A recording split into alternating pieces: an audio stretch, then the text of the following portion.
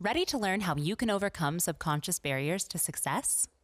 Our next speaker is CEO and founder of Breakthrough4Business Academy. Let's all welcome Stephen Dixon. Hey. All right, wonderful. Thank you very much.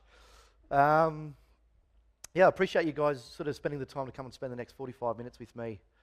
We're going to be covering a little bit about your mindset as a business person. We're going to be talking about how you can work on your mindset to build a scalable business. A lot of the times we're very good technically in our business. So in the next 45 minutes, we're going to sort of maybe challenge the way that you think about your business, how you can expand on that, and how you can reach and help more people. All right. So first of all, I'm an Aussie, so I live basically an hour south of Sydney. So we've flown 14 hours to be here with you guys today, and I've got to say I love Santa Barbara. It reminds me of my home. It's beautiful, and everybody has been very, very accommodating. So I appreciate that. So what we're going to do today is, I don't want to stand here for 45 minutes and just talk at you guys. I don't believe that is the best way for people to move forward. So we're gonna actually pause throughout the next 45 minutes, and I'm gonna actually get you to think about your business and the things that we're talking on, and how you can actually adopt that into your business. Because it's great to just have a one-way conversation, but basically what we want to do is we want to engage and see if we can actually walk out of this room in 45 minutes. It's going to be pretty punchy, but we want to get some stuff done. That is the most important thing. So the first thing that I want to share with you guys. So Cody, there it is. So I'm going to give you a very, very brief overview of what I do now, and then we're going to talk about what I've done in the past. What I do now, I run a business education program back in Australia. We have a mastermind group, which I work one-on-one with, and the core element of that group is to get stuff done. It's not just to come up with strategies and ideas, it's actually to execute on the ideas. Because I believe there are so many people in this world that have great ideas that just lay on the table somewhere that don't ever come to fruition. So we want to change that, and I want to challenge that today in you guys. But really what I want to share with you first, and because the idea is that to move forward, you've got to make decisions, and you've got to be disciplined to make decisions. All right? Everybody in this room, whether it be health, whether it be relationships, whether it be business, I believe that a lot of us know what we should be doing, but we don't do it. So if you are someone who wants to lose weight, and you followed we followed a diet plan, and we did exercise, and we were very disciplined about that, and we did that for a period of 6 months, what would eventually happen? Lose weight. Yeah, play with me. We'd lose weight. So why don't people who do that, like people who smoke, and they know they're going to die and they want to give up smoking, why don't they do it? Because they're not disciplined to execute. So the underlying factor in business is that there are things that we know we should be doing that we are not. So we're going to come out of this session this morning with a few ideas of things that we're actually going to move forward with. Do you guys agree with that or not? Yeah? Yeah? I want to talk to me. All right? I'll play so much better when we engage. The first sort of resource that I want to give to you guys is this book. It's called The 5-Second Rule by Mel Robbins. Has anybody heard of it or read it? A few of you. Fantastic. Basically, it talks about, and I think I've listened to it 3 or 4 times because it's that good. Mel talks about making decisions in 5, 4, 3, 2, 1, do it. Because what happens, you've got your prefrontal cortex, so she goes into detail, into the science of what happens. You've got 5 seconds when you know you've got to get up in the morning at 6 o'clock to exercise because you know you feel better when you exercise. You've got 5, 4, 3, 2, 1, get your feet on the ground. Because what happens is that thought then shifts to your back brain, which goes, you know what? We got up yesterday morning. I reckon we don't have to get up this morning. So it will start, because that's the back, your limbic brain actually keeps you safe.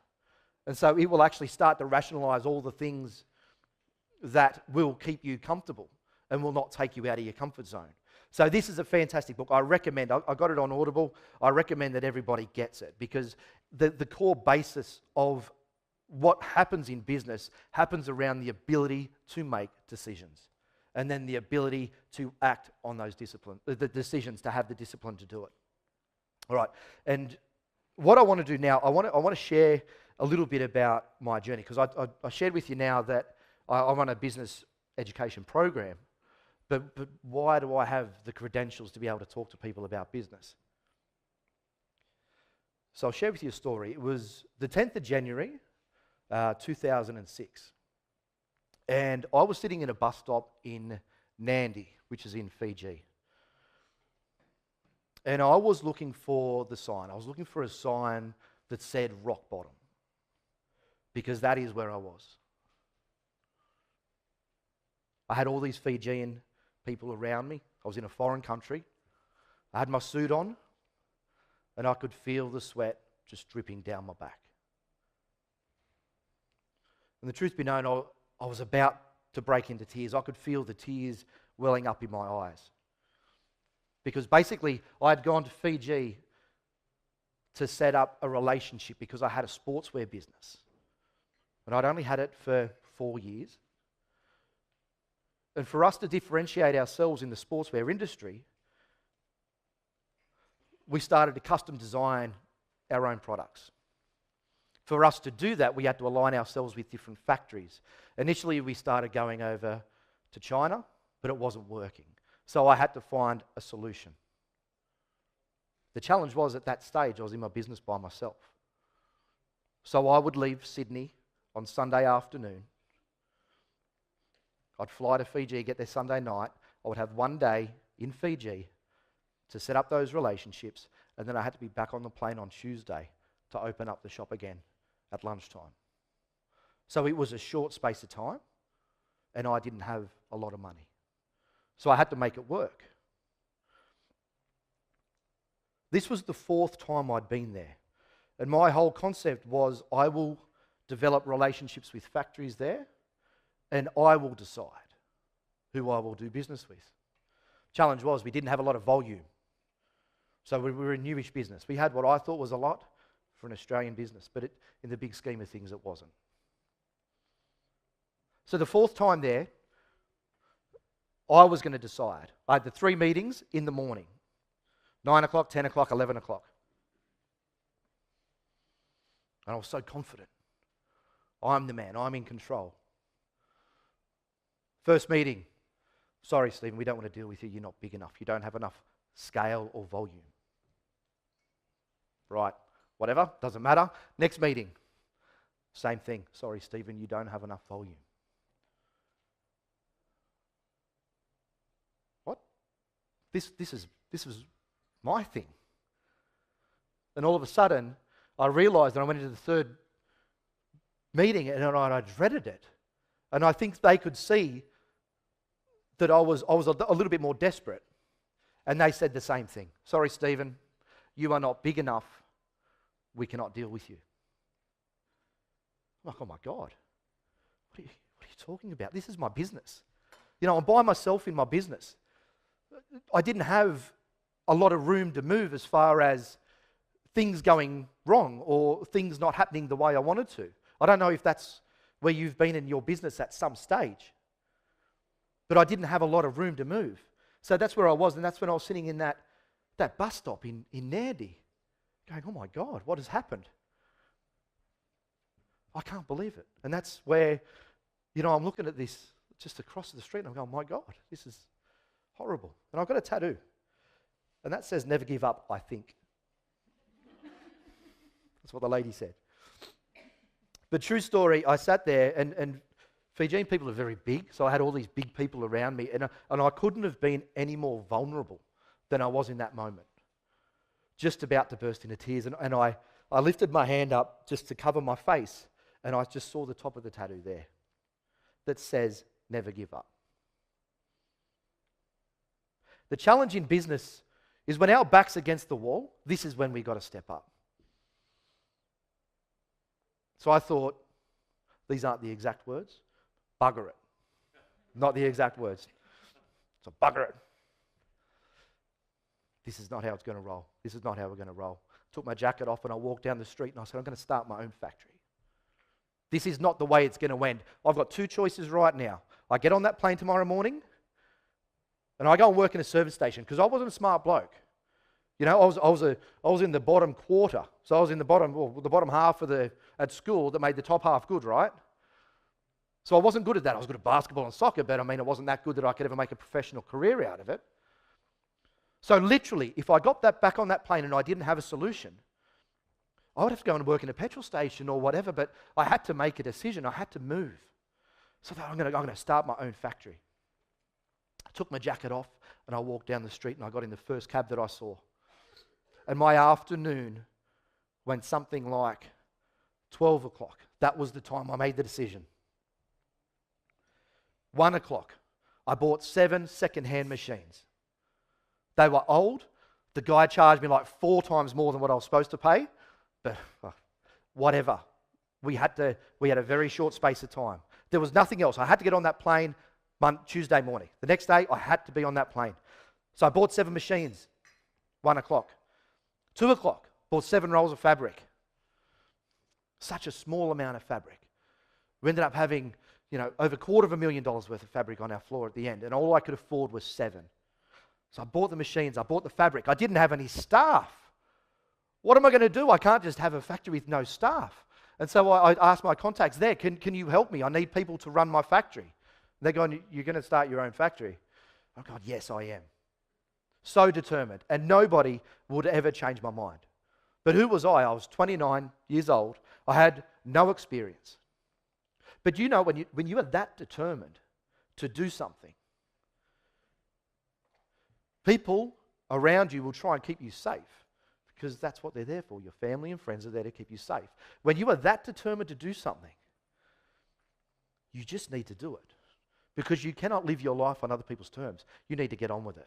So I rang them up and I said, I need someone to manage my factory.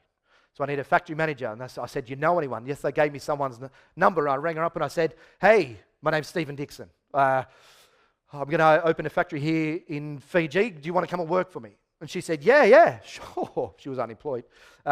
What's the name of the factory? And I said, I don't know, but I want you to come and work for me. She said, sure. Of course I will. She was unemployed.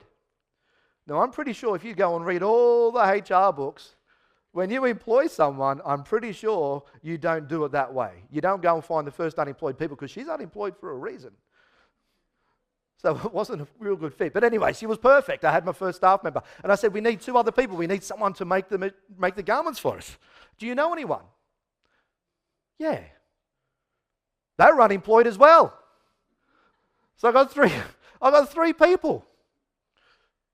But they were my first 3 staff in Fiji. So I bought the machines, bought the fabric, got the staff. We got to put them somewhere. I need to rent somewhere. So there was a factory, and it was empty, and it was massive. I didn't even ask why it was empty. I didn't care. That's amazing. I want it. How much is it? Oh, that's a lot. Doesn't matter. Done. We've got it. 4 o'clock. 1 o'clock the machines. 2 o'clock the fabric. 3 o'clock the staff. 4 o'clock we've got a premises. I didn't ask why it was empty. It's a flood zone every time it rains in Fiji, which is tropical, so it tends to rain a lot during the tropical season. It floods. Doesn't matter. I didn't ask that question, so it didn't bother me. So 4 o'clock we had the factory. 5 o'clock we registered Dixon Clothing Fiji.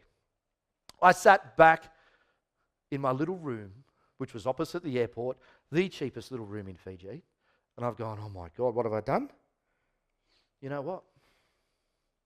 We've got something. We've got something. And that was it. My little factory in Fiji, Dixon Clothing. You could chase each other in there and never catch anyone because it was just so big. You could just run around all day and then you would never catch anyone. But you know what? We had motion. We had movement. As soon as I got on that plane, I had to have something. But you need to know in your business, you cannot, it's only finished when you say it's finished.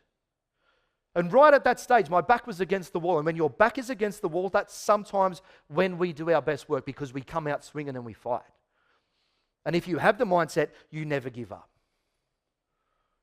You've got to back yourself. You've got to surround yourself with people who will back you. So this was it. It was so cool. There were 7 rolls of fabric. And that was my cutting table. And that was, there's my 3 staff. No good, no good, no good. But anyway, we evolved, we got better. And you know what? We didn't have electricity. It was just, you know what? But when you were that focused, you tick boxes. What do I need to do? I need to do that, I need to do that, I need to do that, I need to do that. And you just move forward and you tick the boxes. And that was it at the end. We were known as one of the best garment factories in Fiji. We had 28 staff, had over 70 machines. It nearly sent me broke. But what happened? 2 months, roughly 2 months after we started the factory, we landed the contract to supply the uniforms for the biggest football academy in the UK, which was the Bobby Charlton Soccer Football Academy.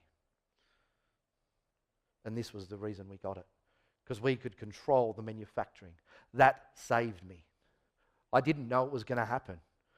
But it's funny, when you make decisions, the environment changes.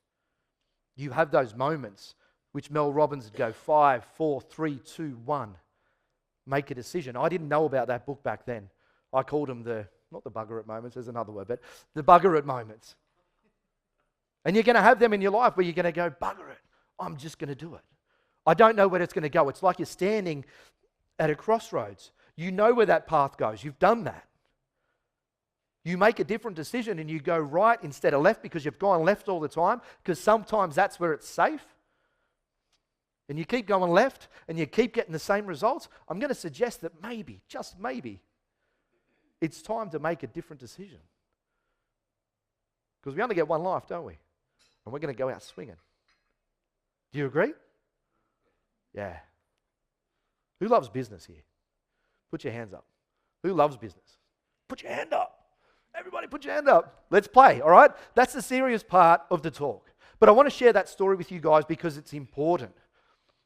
When I stand up here, I stand here from a place of knowing what it's like.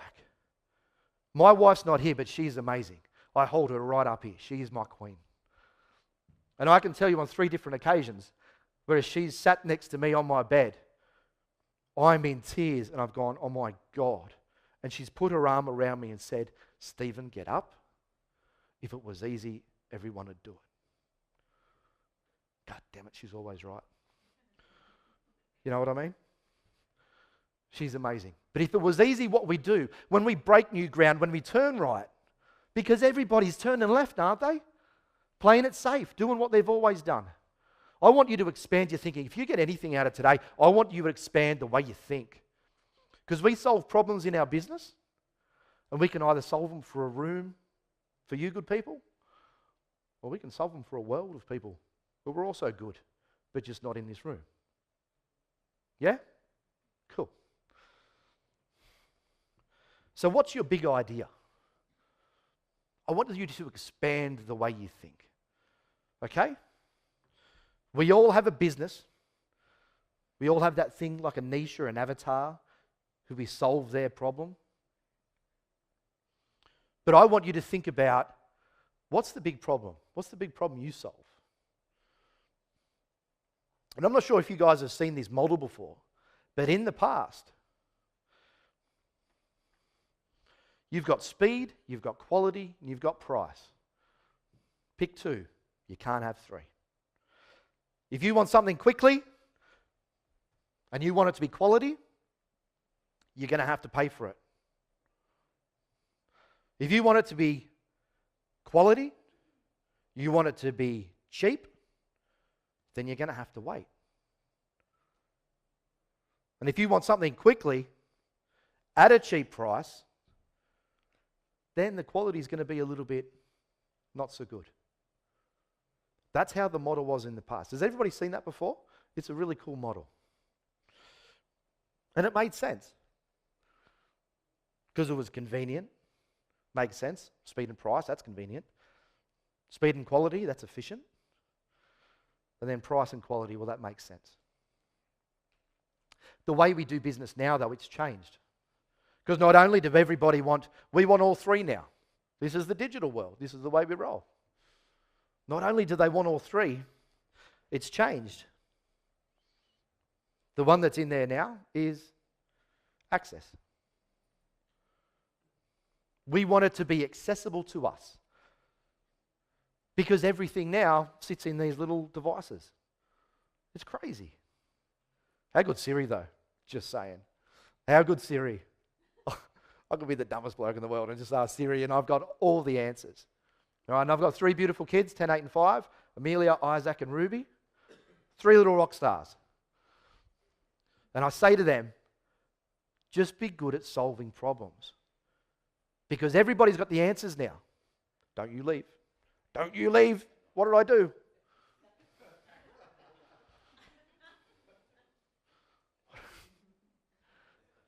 I say to my kids, be good at problem solving. Because everybody's going to have the answers right at their fingertips. So when you look at what could potentially be your big idea, think about those 4 things: speed, quality, access, and price. How can we do it in a way where people have access to this thing that we have?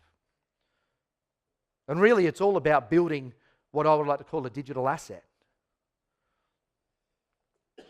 Because what puts an invisible boundary around us, if we are doing time for money type operations, if we are in a service type industry, if you need to get paid based on you doing something or you touching something, there is a cap of the amount of money that we can earn. But even if money is not the currency, even if it's time, you want to earn more money, you've got to work harder. That doesn't work. So we need to find a way that we can deliver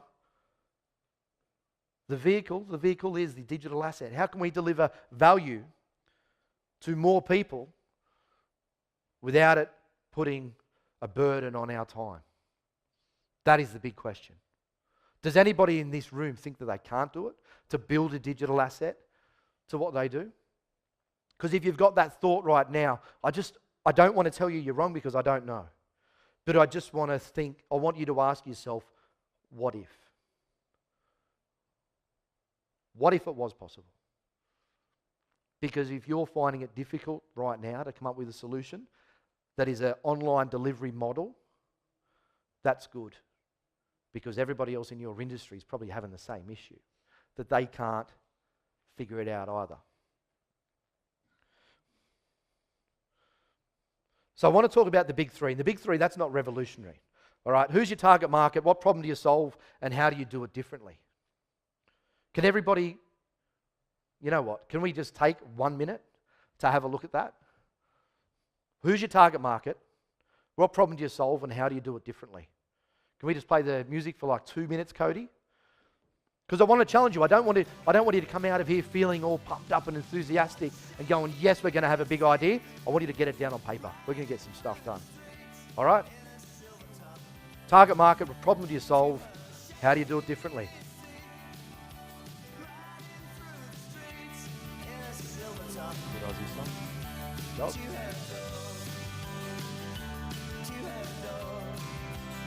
Yeah, I know, right? You. Yeah. I made that up. We want all 4 now. People back in the day, they just wanted, you could only have 2 of the 3. But now, because we have access to so much stuff, all the resources, we want access to all 4. Yeah. Mm-hmm. Yeah, I mean, you know what? I think our intention has always got to be to deliver on all 4. Even if we get 2 out of 4. I mean, that's fine. We re-roll that out. But we're always driving and creating and thinking laterally about our problem to go, right, well, how can I keep evolving? Yeah, good question.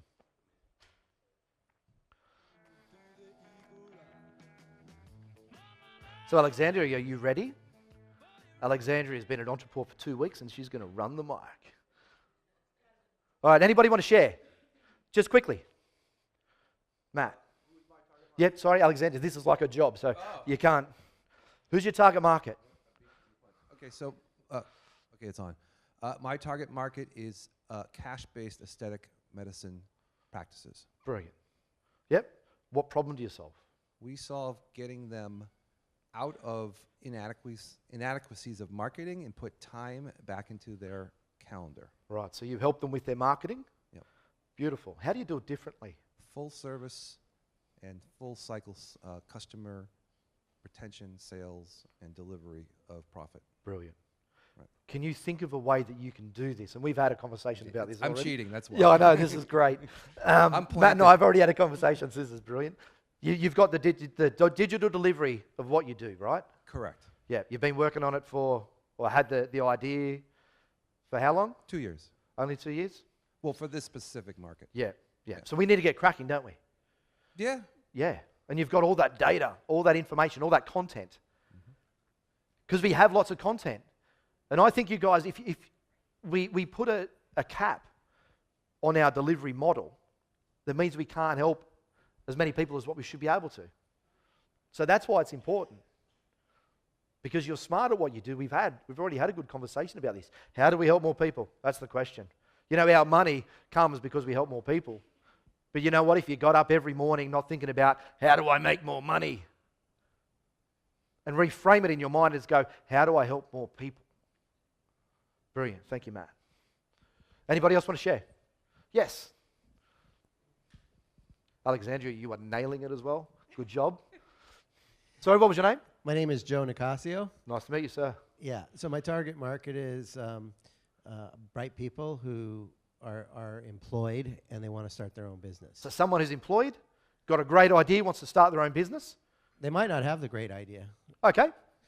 So I help them. Yeah. Okay, you help them come up with The that. problem that they solve is there's a lot of confusion about how to make a business that works, and they're petrified about failing. Yeah. And what I do differently is I hold their hand through the process Good and on you, connect mate. the dots to make sure they get from where they are to where they want to be. Man, well done. That's a huge responsibility. So It good is. on you. Yeah, that's great. It's a calling. And yeah, great. How do you do it differently? How do you do it differently? So question 3. Well, I don't just sell tapes and stuff. I'm very proactive in making sure that they Yeah. move through the process. Yeah. I hold their hand through the process. Great. Fantastic. Thank you very much. So I would talk about 2 different things. When we look at helping people, we go from our heart, which is caring. We need to care about the people we're helping, and I can tell that you did. We need to care enough for people to get them a result. From our head is our business space.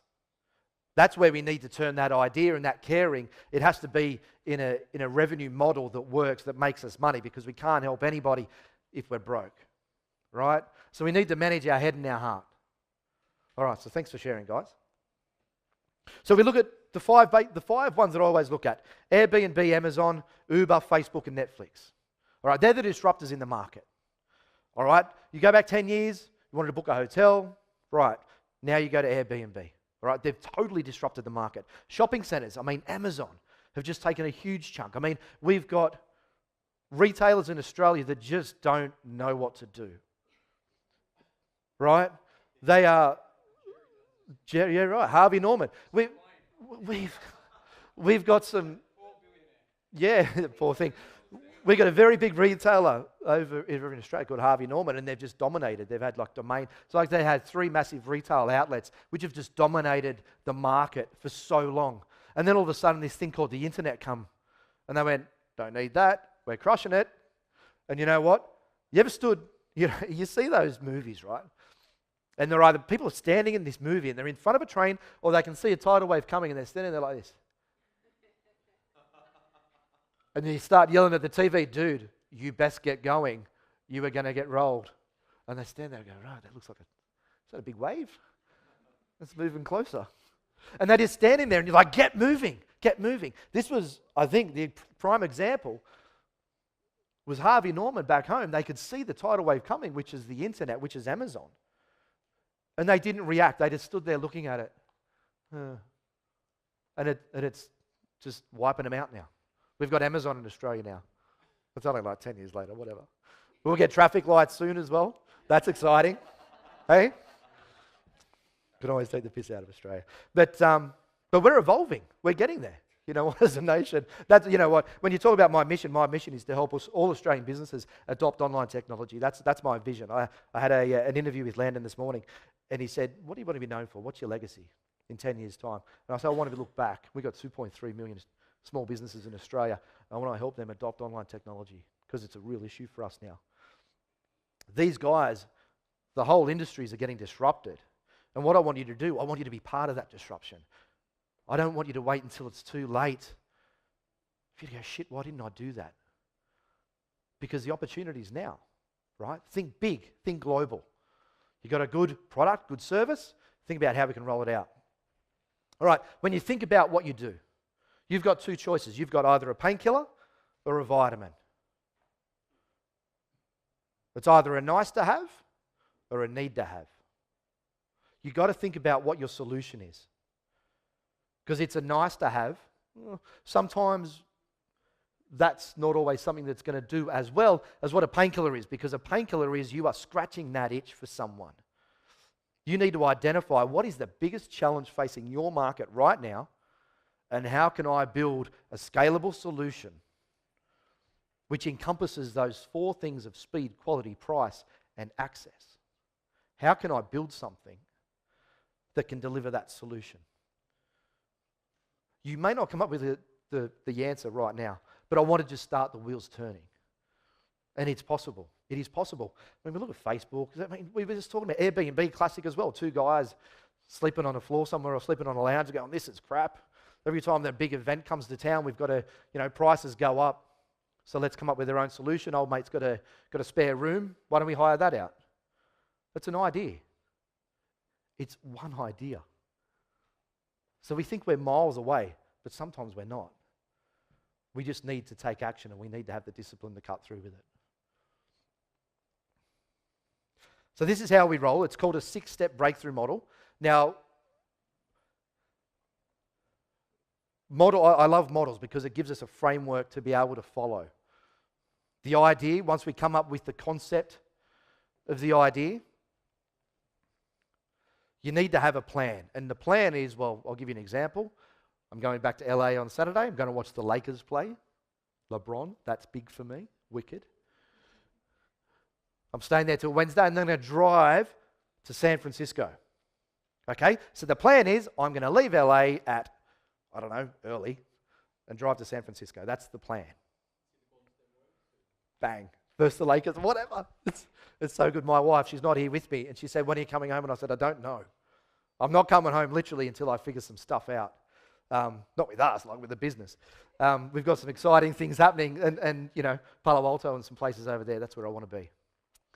So the plan is I want to get from LA to San Fran. The strategy is, and this is how I'm going to do it.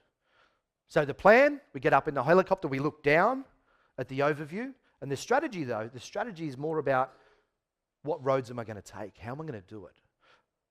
The way I like to look at the strategy is we reverse engineer the process. I want to get to here, and then we reverse engineer that process, and then we got steps to get there.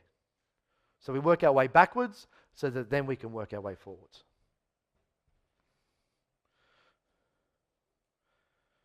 You need to surround yourself with good people. So the idea is yours. Nobody knows what you know. Nobody has the solutions that Matt has for his industry. He's been through it. You've gone through the whole process of growing a business, being in it, taking the knocks, getting the experience. Nobody knows what you know. You need to share that. So the idea is yours. The plan and the strategy, I feel like you need help with that.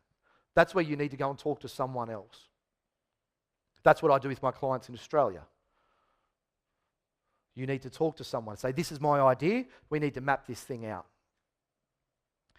But then we've got create, launch, promote. That is someone else. Because what stops people from making progress is the fact that they think they've got to do all this stuff, be the technician in their business. One of the biggest inhibitors for success is being good at what you do sometimes. If you're good at building funnels, you want to build funnels all day. You were a good technician. Landon asked me this morning, what's the difference between an entrepreneur? What's your definition of an entrepreneur? And can anybody be an entrepreneur? Something like that. I'm like, yeah, they can. However, there is a difference between being an entrepreneur and a business owner. A business owner is someone who I believe knows the full gamut of what it looks like. They've got all the tools in their tool belt. They've gone through everything else. They know what the P&Ls look like. They know what are important. They've had the staff issues. They know how to manage a team. An entrepreneur might have a good idea and start building. So it's like The Apprentice. But when you become a business owner, you've seen some stuff. I think about, you've got to go through some stuff. So I think of like, everybody's seen Jurassic Park with The Rock. I've seen it like 15 times with my kids. Great movie. And the rhino comes up from behind one of them and eats them. Does everybody know what I'm talking about, or have I just lost everyone? No, you have? Cool. And he comes back and he just falls from the sky and he goes, you do not want to see what I've seen. Because he gets eaten up by the rhino and out the back end. As a business owner, that's what you've got to do. Sometimes you've got to get chewed up. You've got to be spat out to build the resilience and the strength. To know what you know, you've got to go through some stuff. That's a thing. So understand that. So when we look at just digital assets, okay, worked with a guy, wanted to teach people the didgeridoo. He's absolutely world-class bloke. This is him meeting Nelson Mandela in Canberra. Fantastic. So he teaches people the didgeridoo. Comes from the south coast of Australia. He thought, I want to teach more people. So the way we did it, we built a digital asset. Now he's got clients all around the world. He sends didgeridoos all around the world because he built a digital asset. Really easy with SEO because play the didgeridoo. You know, that's pretty specific. Not many competitors, but he had a big idea and then he built the model to roll it out. But even when we talk about even like service things, so this is a HR platform. And then we've got, this is what we call our B4B Academy, which is basically why I'm here. I'm here to create contacts and partnerships to roll this out across the states as well. Now, if you have a good idea but you fail to execute, why is that? We sort of touched on it before. An orchestra makes beautiful music, right? We've got all these people that play different instruments. You do not want to be the person playing that instrument forever. That might be where you start. But if you're sitting in the back right-hand corner playing the violin or whatever it is, you are concentrating on what you're doing. To grow a business, you need to have your head up and to see everything. When you are the technician in your business, you've got your head down, concentrating on what you're doing. That is the technician. We want to be the strategist. Get your head up and see what is around us. Where are the opportunities? You want to be the conductor. You want to be the person at the front of the orchestra just leading the way. And it's so much easier now because we've got resources all around the world that can help us do it. But if you are the technician in your business, you need to start to think differently about how can I start to become the conductor in the way we do things through a digital asset. How can I build something that we can sell all around the world or even just nationally? But the more you think big, even if you think on a global scale, what do they say? Shoot for the stars and you might hit the moon. Whatever. But you've got the mindset of where you want to go. So how do you do it? Jeff Sutherland wrote a book called Scrum, The Art of Doing Twice the Work in Half the Time. Has anybody seen that before? Yep. If you haven't read it, great book. Fantastic. It talks about project management. And basically so this is what we use in our business. It's a Trello board for those of you that use Trello.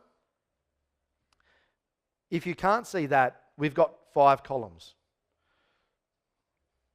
And when you do things and when you have ideas and when you're creating, there needs to be structure around the way you create. Because we don't want to go shotgun approach, we need a sniper rifle.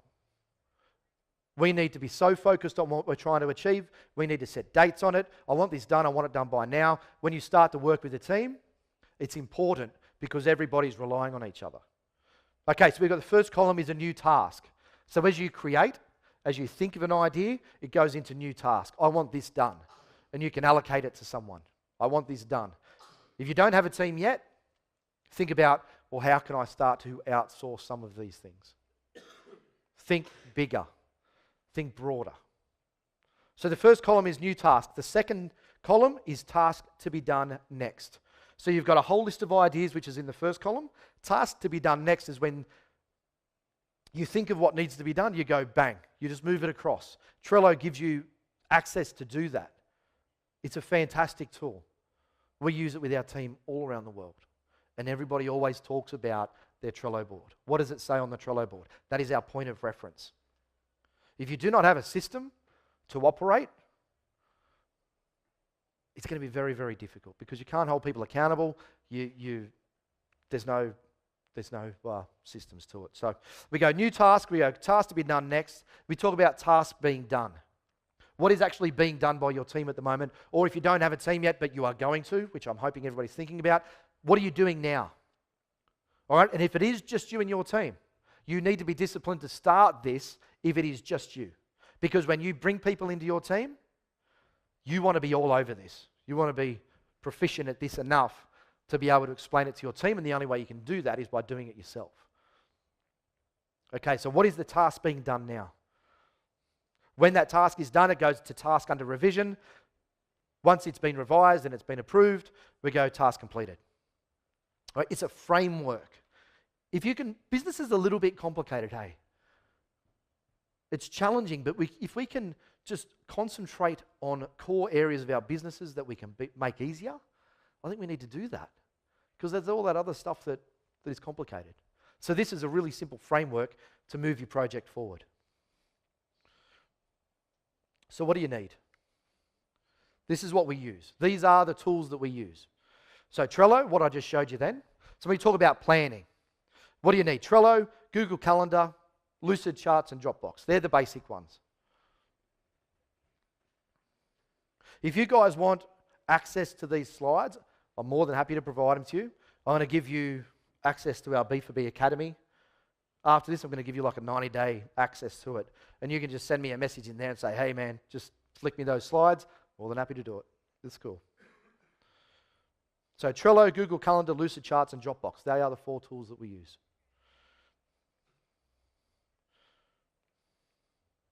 How do we manage it? We use Teamwork. We use Slack.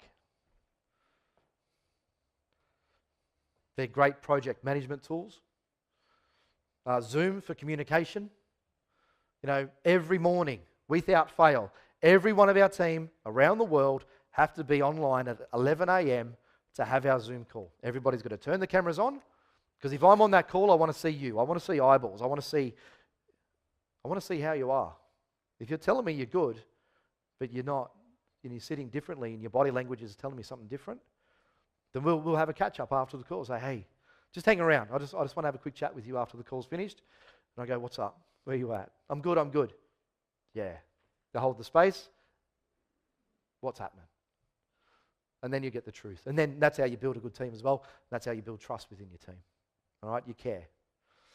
All right, so we use Zoom. Snagit is a fantastic tool for recording your screen and then sending it through to your team. So if you want to deliver instructions to someone, we can do it either written, which takes too long and has got a whole room of interpretation that can go wrong. Snagit is a fantastic tool that we use. You just highlight an area of your screen, you can press record, it hears your voice, it shows people on the screen, I want that to move there, I want it, and you give instructions. And then you press stop and you can send people the link. It's a fantastic tool. Snagit, Skype, Asana. And then we use Ontrapalooza to attract, convert, and retain. Right, very quickly I want to talk to you about, because we spoke about mindset at the beginning of this. When you endeavor to create something new, you will come across challenges without fail. Even in business, you come across challenges. And you think, oh my God, this is it. This is horrible. All right, this is about perception of the problem. I just want to highlight this. So what are you looking at? When you're in that space and you go, oh my God, business is tough, I want you to remember this slide. Because when you say to yourself, oh my God, this is tough, I then want you to ask yourself, compared to what? If you're looking at Mark Zuckerberg and thinking of all the beautiful things that he's got in his world and Elon Musk and everybody else, who are you comparing yourself to? Or you want to go and compare yourself to someone in a third world country who doesn't know what they're going to eat tomorrow. Or you talk to someone who's paralyzed or just doesn't have, the use of their legs and they will never run. And they may never hold their children. What are you comparing yourself to? So when you are in that situation, I just want you to think, who are you comparing yourself to? You're feeling sorry for yourself, but sometimes when we get in that space, it's because we're comparing ourselves to the way things should be. And I'm telling you right now, every single business owner in the world has got some stuff going on in the background. I don't care who you are. I wouldn't be Elon Musk for quids. I wouldn't be Mark Zuckerberg for quids. He sat in front of that interrogation with the whole world looking at him. He's got money, but I wonder how much he would change all that for privacy. Yeah. So who are you judging yourself against? When it's tough, that's right, it is tough. Get over it. As my wife would say, get up. If it was easy, everyone would be doing it. Get on with it. Now, this is what we call the call forward. If you want to quickly write this down, this is something that we work with our clients on. You want to be good in business? That's great. I believe, and this is my model, the call for. If I could go back 10, 15 years ago and said to my younger self, do something differently, I would have said, Stephen, have more balance in your life. I was chasing business, drive business, to the detriment of everything else. I had high blood pressure, I had high cholesterol. Now, we use the core four as a measure. So you measure yourself against those four things. The U thing, the U quadrant, is about how much do you do for you? When was the last time you did something nice for yourself? Because we are so good at doing things for others. When was the last time you went and bought some new shoes, got your hair done, whatever, got a massage, bought a new putter, bought a surfboard, whatever it is? Do something nice for you. Think about the call for, and what I'd love for you to do another time, because we're running out of time, is to measure yourself out of 5, take a step back and look at it, and go, what do I need to do to improve in that one quadrant? Do I need to look after my health? Do I need to spend some more time with my family? Do not climb that mountain of business and think that is the be-all and end-all. Because you might get to the top of that mountain and find that you've forgotten everything else. So it's about having balance. So what I'd like to do for you guys, we've got an online program. It's called the B4B Academy. So we do have a 14-day trial, but I'm going to give you guys a 90-day trial. Be in there, go in there. I go in there every day. We have a forum. It's b4b.academy/Ontrapalooza 2018. This is our online platform. We've been in negotiations with some of the biggest business people in Australia who have offered to buy this off us. We've been in negotiations with the Australian government and the New South Wales government. This is my baby now. There's a forum in there. I'm in that forum every single day. You want to ask me a question? I'll get back to you. We've also got other members of our team who will also get back to you. Whatever the question is on your journey, I want to be there to support you guys. We've got a video library in there. In my business, Breakthrough4Business, we've done 6 years of workshops, what we call boot camps over there. We've got over 400 hours of videos in there, which you can get access to. Sales, marketing, digital, productivity. They're the videos. Online tools. We spoke about the online tools, Asana, Teamwork, Ontraport. We've actually gone through and had our team break them down into step-by-step instructions. You don't know how to use Snagit. We will actually go through all the different functionalities and give you step-by-step instructions on how to use it. It's been 4 years of our team working on that. So get in there and use it. There is no excuse for you not to utilize online technology in your business. Not knowing how is no longer an excuse. And these are the step-by-step instructions. And there it is. b4b.academy/Ontrapalooza 2018. And I want to end up on this slide. When you build something, when you do business, do it in a way that one day, when you're old, you look back and you're super proud of what you've done. Leave nothing on the table. We will never ever get this time ever again. So if you need to take a risk, take a risk. What is the worst that could happen? All right. I wish you all the very best. Thanks for spending this session with me. And Thanks, Stephen, for sharing how to build resilience in your business.